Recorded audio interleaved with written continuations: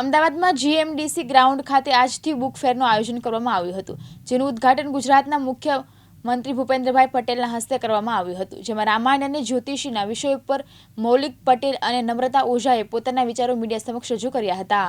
અમદાવાદમાં આજથી GMDC ground પર બુક ફેરનું આયોજન થવા જઈ રહ્યું છે, જેમાં વિવિધ પ્રકારના બુક સ્ટોલ અહીંયા મૂકવામાં આવ્યા છે. જ્યોતિષથી લઈને રામાયણથી લઈને અનેક પ્રકારના પુસ્તકોનું અહીંયા સ્ટોલ્સ મૂકવામાં આવે છે. એવા જ આપણી પાસે એક મૌલિક ભટ્ટ કરીને છે, બહુ જાણવા જેવી વ્યક્તિ છે અને તેમને સમજવા ખૂબ જરૂરી છે. કેવી રીતે આપણે તેમની ભાષામાં જાણીશું અને તેમના મુખેથી સાંભળીશું કે તેમની આ રામાયણમાં શું ભૂમિકા છે. મૌલિકભાઈ, તમારી ભૂમિકા બતાવો. શુભમ, મારું નામ મૌલિક ભટ્ટ છે. રામાયણ મહર્ષિ વાલ્મીકીકૃત રામાયણ પર છેલ્લા 13-14 વર્ષથી સંશોધન કરી અને આપણે રામ ભગવાન એક્ઝેક્ટલી કેટલા વર્ષ પહેલાં થયા હતા, કઈ જન્મ તારીખ થયા હતા અને રામાયણમાં આપેલી દરેક ઘટનાઓ ક્યારે કે થઈ હતી એનું એસ્ટ્રોનોમિકલ ખગોળીય સંશોધન કરી અને એસ્ટાબ્લિશ કર્યું છે શ્રી રામ BCE 7119, જે એ નામે આપણે પુસ્તક સ્વરૂપે પ્રગટ પણ કરેલું છે. એટલે આજથી 9143 વર્ષ પહેલાં પ્રભુ શ્રી રામનો જન્મ ધરતી પર થયેલો 22મી ફેબ્રુઆરીએ. રામાયણમાં અસંખ્ય પાત્રો છે, આપ જાણો છો, બરાબર? અસંખ્ય પાત્રો. તો એમાં રાવણનું સ્થાન ક્યાં મૂકવામાં આવ્યું છે? રાવણનું સ્થાન એ આપણે આધ્યાત્મિક ને ધાર્મિક દ્રષ્ટિકોણ બધા અલગ અલગ હોઈ શકે છે.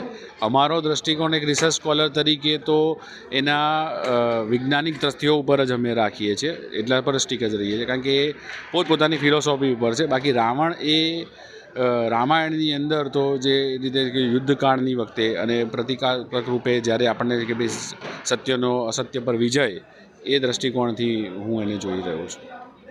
પણ અમારું જે મુખ્ય કાર્ય છે એ તો રામ ભગવાનનો જન્મ થયો તો ખગોળીય ઘટનાઓ એમાં થયેલી જે ઘટના થઈ હતી કે જ્યારે જે બી એવિડન્સ મળે છે ઋતુચક્રના આધારે કે જે બી, એ બધી જ ખગોળીય ઘટનાઓના આધારે અમે આખી રામાયણ પર રિસર્ચ કરી Shri Ram cosmological timeline BCE before common era 7119ના સ્વરૂપે પ્રગટ કરી છે. અત્યારે આપણે CE 2024માં છે. કોમન એરા 2024 શું છે તો એ કોમન એરા છે અને બિફોર કોમન એરા 7119, એટલે ટોટલ 9143 વર્ષ પહેલાં રામ ભગવાન થયા. અને એનો એમાં ઐતિહાસિક એવિડન્સો પણ અમે આપ્યા છે, જિયોગ્રાફિકલ એવિડન્સ પણ અમે આ પુસ્તકની અંદર જે બી રિસર્ચ થયું છે બધું જ સમગ્ર આ પુસ્તકની અંદર અમે પ્રગટ કરેલું છે, જે અત્યારે બુક ફેરમાં અવેલેબલ પણ છે.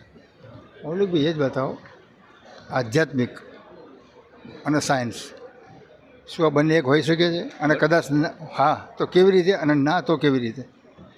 આધ્યાત્મિક અને વિજ્ઞાન એ બહુ જ પાતળી ભેદરેખા છે. એક પણ ના કહી શકો અને અલગ છે એવું પણ ના કહી શકો.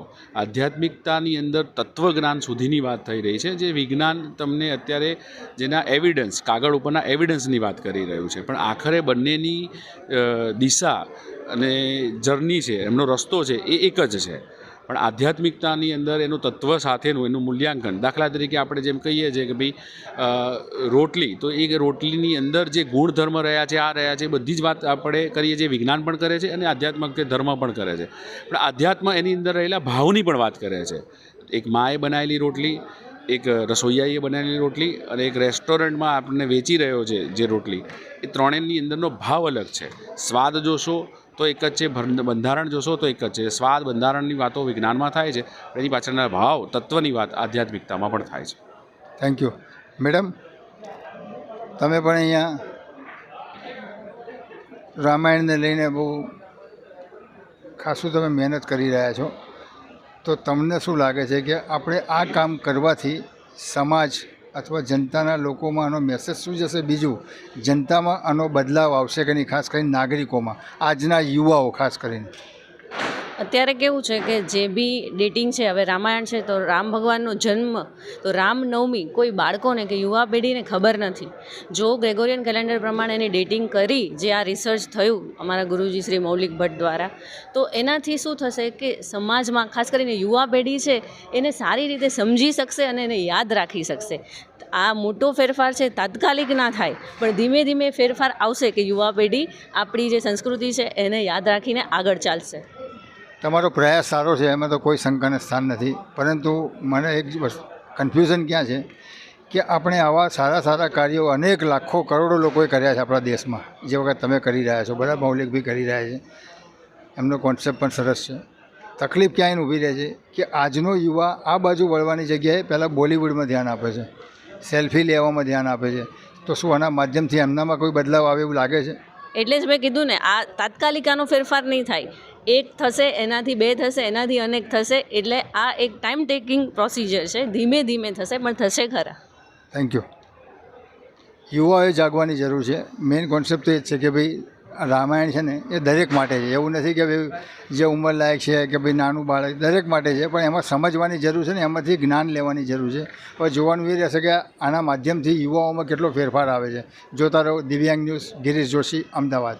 ગિરીશ જોશી, દિવ્યાંગ ન્યૂઝ, અમદાવાદ.